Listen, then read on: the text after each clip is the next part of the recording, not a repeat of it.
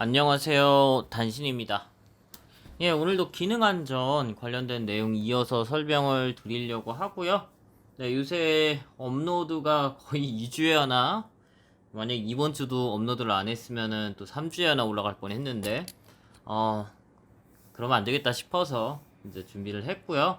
오늘은 기능 안전 관련된 설명을 이어서 드릴 거고, V 모델 기준으로 이어서 설명을 할 거며, 그 중에서 지난번에 소프트웨어 리퀘어먼트 스페시피케이션, 그러니까 SRS 작성법, 그 다음에 소프트웨어 아키텍처 디자인 스페시피케이션, SAD 작성법, 그리고 소프트웨어 유닛 디자인 스페시피케이션이라고 해서 소프트웨어 단위 설계 하는 방법 이제 설명을 드렸고, 그 다음이 이제 구현이에요. 그러니까 전체적인 큰 그림 이제 문서화 돼 있겠죠. 그러니까 소프트웨어 리퀘어먼트 스페시피케이션이면 이제 거의 이제 문서화 돼 있는 거를 기준으로, 사실 여기도 여기까지 오는데 좀 기법이 좀 있긴 한데, 왜냐면 이 소프트웨어 리퀘어먼트 스페시피케이션이라는 것은 기능 안전에 준하는 모델에 맞춰서 또 작성이 돼야 되거든요. 그러니까 그 일반적으로 제공하는 OEM의 스펙이나 아니면은 기본적인 저기 뭐가 있을까? 그죠? 뭐 어댑티브 오토사나 클래식 오토사의 그 스펙 기준이랑은 좀 안 맞을 수가 있어요. 또 그래서 그걸 좀 맞춰서 변경해 주는 작업이 필요하고, 그거에서 뭐가 필요한지는 간략하게 좀 설명을 드렸을 거예요. 그 다음에 소프트웨어 아키텍처 디자인 스페시피케이션은 좀 더 디테일한 아키텍처 그림을 그리는 거죠. 기능에 대해서. 요 기능에 대한 좀 더 구체적인 그림을 그린다라고 보시면 될 것 같아요. 그리고 아키텍처 기준으로 해서 기능들이 그룹화 될 거고, 거기에 대해서 동작이 어떻게 되고 시퀀스가 어떻게 흘러가고, 이런 거를 이제 저 단계에서 한다고 했어요.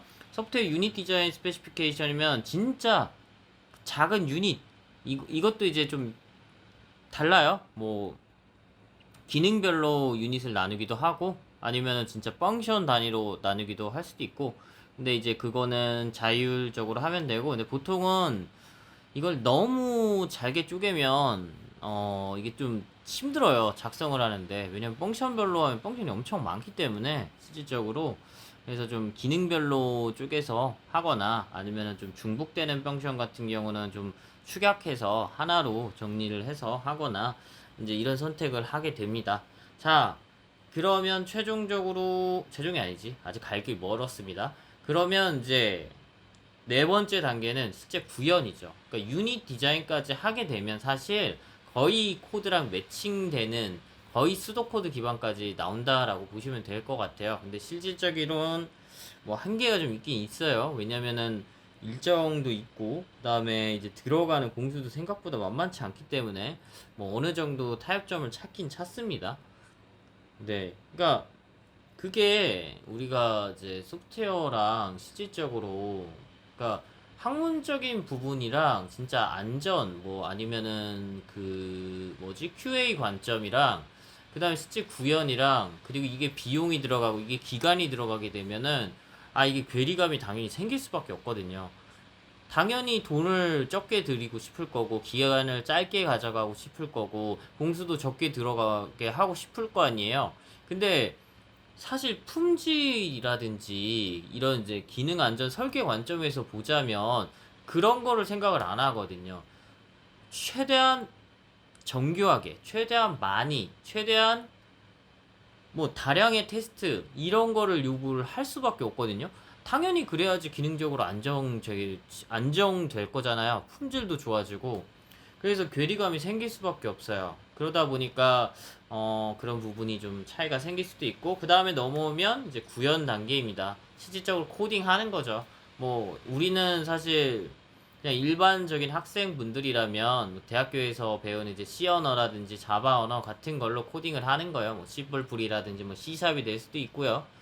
뭐 ISO에서, 그러니까 저기 뭐냐, 어 그 뭐 안드로이드 폰이면 그 안드로이드가 될 수도 있고요. 안드로이드 전용 이제 코딩하는 게 있잖아요. 그리고 애플 쪽이면 애플은 또 애플만의 그게 있고 하여튼 그런 것들 가지고 실질적으로 코딩을 하는 단계예요. 근데 그냥을 하는 게 아니죠.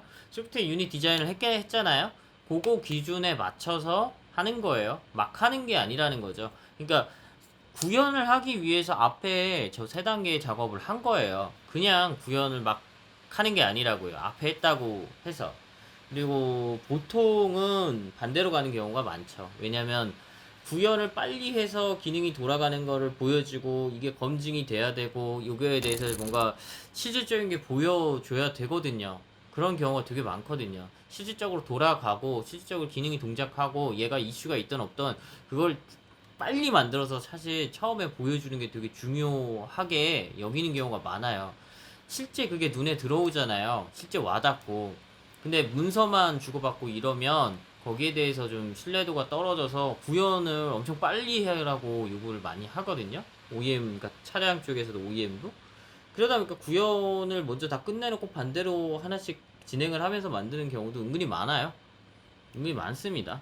원래는 위에서부터 하나씩 내려와야 되지만 V 모델이니까 이제 소프트웨어 리퀘어먼트 스페시피케이션부터 하고 그리고 또 반대로 올라가면서 검증이 돼야 되지만 구현을 먼저 끝내놓고 반대로 만드는 경우도 많습니다. 네, 그래서 구현 단계에서는 무슨 작업을 하냐면 뭐 말했죠. 코딩 하는 거예요. 근데 코딩을 그냥 하는 게 아니죠. 첫 번째로 아까 전에 요거 기준으로 한다고 그랬어요. 요거 그냥 만든 거 아니에요. 그러니까 요거 소프트웨어 유닛 디자인을 할 때 거의 구현이랑 매핑 되게 해야 돼요. 네, 그래서 어느 정도 구현에 대한 그런 게 있어야 되겠죠. 그런 마인드라든지 아니면은 구현에 대한 감이 있어야지만 실질적으로 그런 디자인을 할 수가 있고요.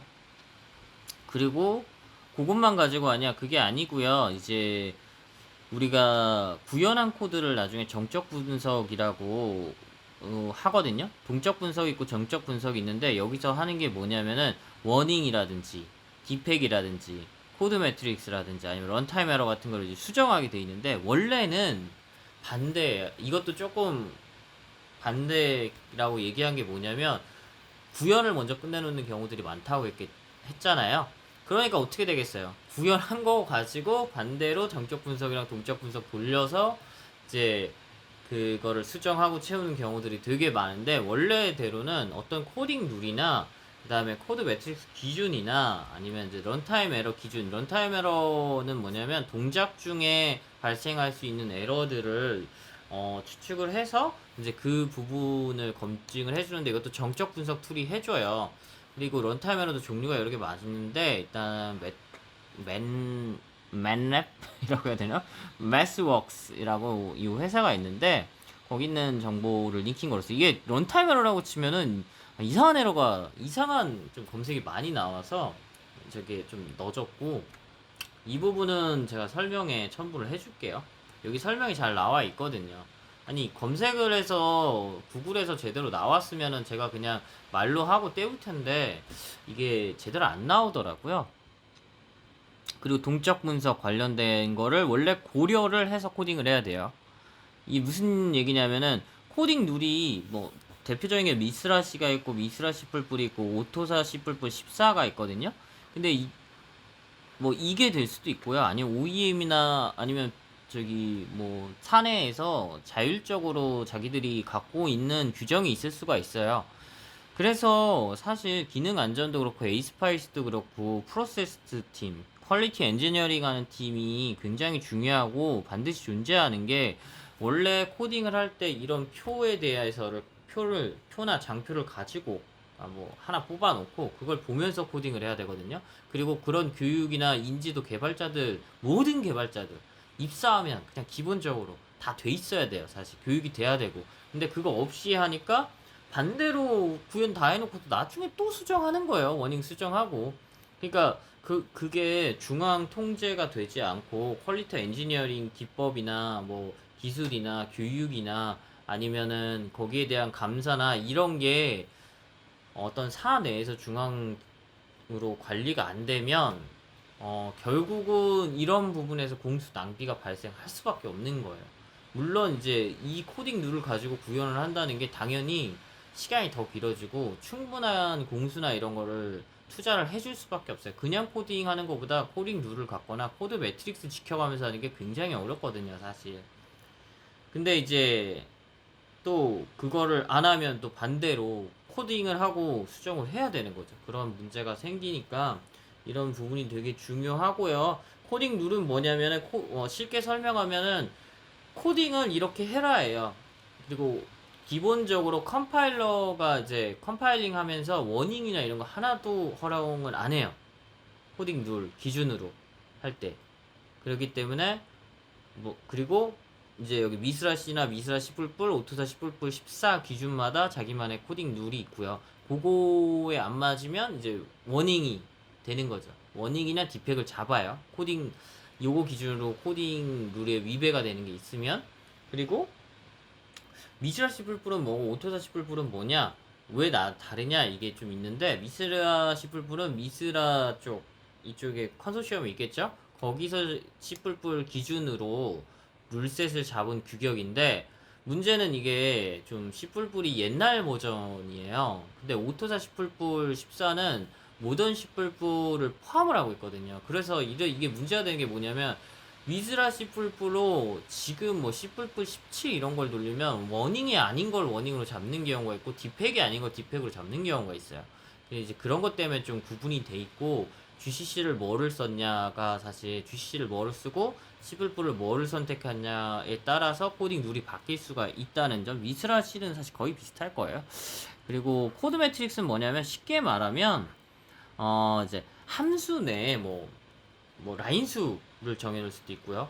함수 내에 뭐 분기 같은 거 몇 개로 이제 몇 개까지 쓸 수 있는지 정해놓을 수도 있고요. 그 다음에 몇 개 함수 콜을 할 수 있는지, 그 다음에 반대로 내가 몇 번 호출될 수 있는지, 이런 거를 하는 이유가 뭐냐면 복잡도 낮추려는 거예요. 그러니까 내가 하나 펑션을 만들었는데 그 펑션에 막 한 만 줄 있다고 생각을 해봐요. 그럼 도대체 이 펑션의 용도는 뭔지 이해하기가 어렵잖아요. 그리고 복잡해지고 추적이 어려워지고 그런 게 많아지거든요. 그래서 이런 거 너무 복잡하다. 그리고 문제가 생길 경우 이게 해결하기도 어려워요. 그런 경우가 많아질 수밖에 없거든요. 그래서 약간 이런 말을 쓰거든요. 아토믹 해야 된다라는 얘기를 하는데, 그냥 잘게 쪼개는 거예요. 잘게 쪼개서 요 정도 수준까지만 봐주겠음, 이런 거를 좀 정해 놓거든요. 그러니까 기능이라고 펑션에 그대로 해석하면 기능이잖아요. 말 그대로 어떤 특정 기능만 하게 하고 싶은 거예요, 해당 펑션을.